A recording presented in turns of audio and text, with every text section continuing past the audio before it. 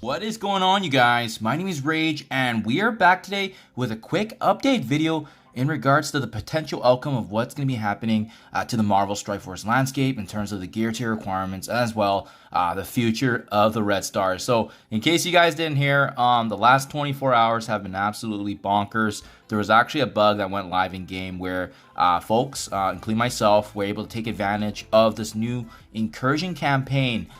Essentially, it was a way to actually farm the red stars of select characters and teams, but it's gonna give us this bug, although it was a mistake and obviously it was released before officially being announced.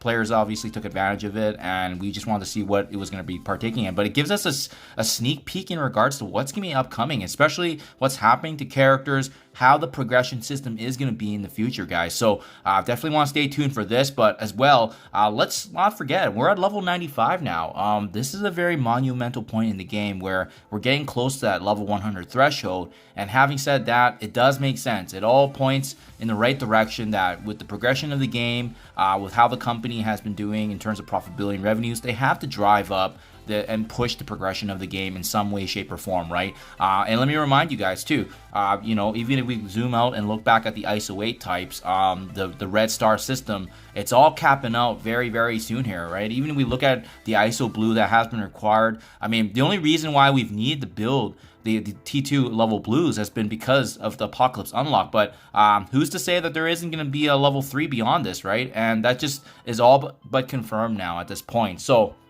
a couple things as well, guys. The level 95 cap, the fact that ISO blue is nearing, and as well, even when you go through Blitz, if you're actually going through and doing the deeper multipliers, you can see already to the right, there's a red gear that's already been inputted into the game. This is likely gear tier 19, which is beyond the teal gear, and like I said, it's all but confirmed at this point. Everything points in that direction that there is going to be a new progression.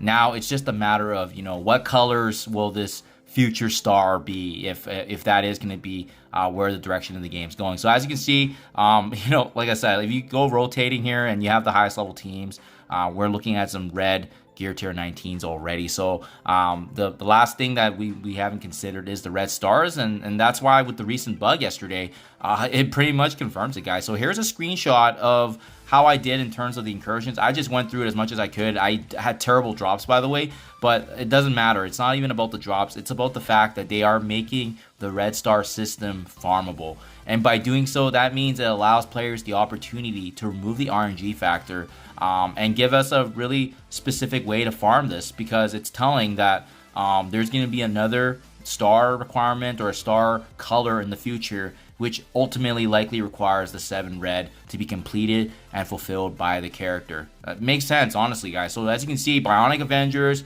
characters like Shang-Chi, you can see aspects of Kang and the Masters of Evil, even the raid meta teams in the Invaders. So there's definitely been a lot of circulation going on, but with this bug that previously released this event before it being officially announced, it basically confirms that, guys. So yeah, it makes sense, honestly. If we want the game to grow and we want obviously characters to get more stronger, this is definitely a good way to do it. I'm more so curious how this progression system is going to be utilizing those red stars, right? And how it ties back, I guess, to the stats, because for us to, remove that RNG factor, it must mean that it essentially probably needs a 7 red for that next progression level system to occur. Whereas if you recall, right, even we zoom out and look back at the roster requirements, I mean, technically when you're looking at any character, if you don't have the red star for that yellow star, it doesn't activate. So it looks like it's going to be something potentially similar. Maybe that new colored star system will not be kicking in until you have the full 7 red.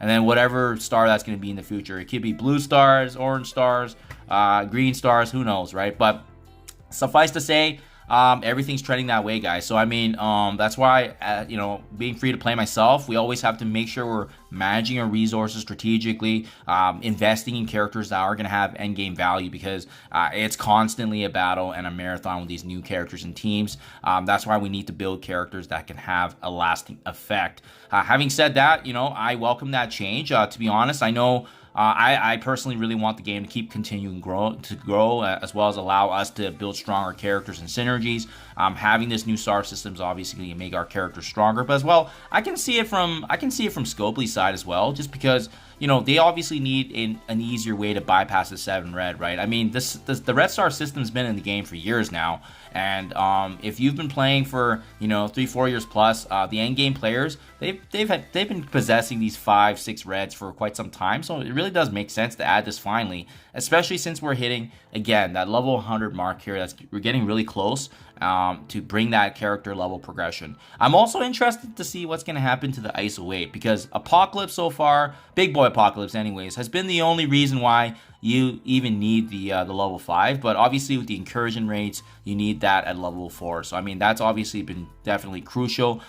So that barrier will remain to be seen to see what happens with that. But yeah, let me know what you guys think. If you're excited, not excited about this change, I always look forward to challenges, obviously, and at the end of the day, love seeing the game grow, as this does provide us new opportunities, right? With these new stars, new progression system, our characters will get stronger, game modes will go out harder, there's likely going to be future Dark Dimensions, and who knows, this might even be a new SAR system requirement that allows us to partake in certain events, certain activities or milestones, right? So just keep that in the back of your mind. So I'm glad they were able to at least finite and tune in some sort of way to farm these red stars, because that would have been definitely a deal breaker. Can you imagine if you had to, you know, go through the orbs and had to specifically pull a 6 or 7 red for those characters, random luck? I mean, definitely I prefer obviously the farming capability. At least we know that there's a chance, which is better than, you know, this randomness that we're getting from these red stars. But yeah, let me know what you guys think in the comments below. Do appreciate you guys checking out my videos. Thank you as always, and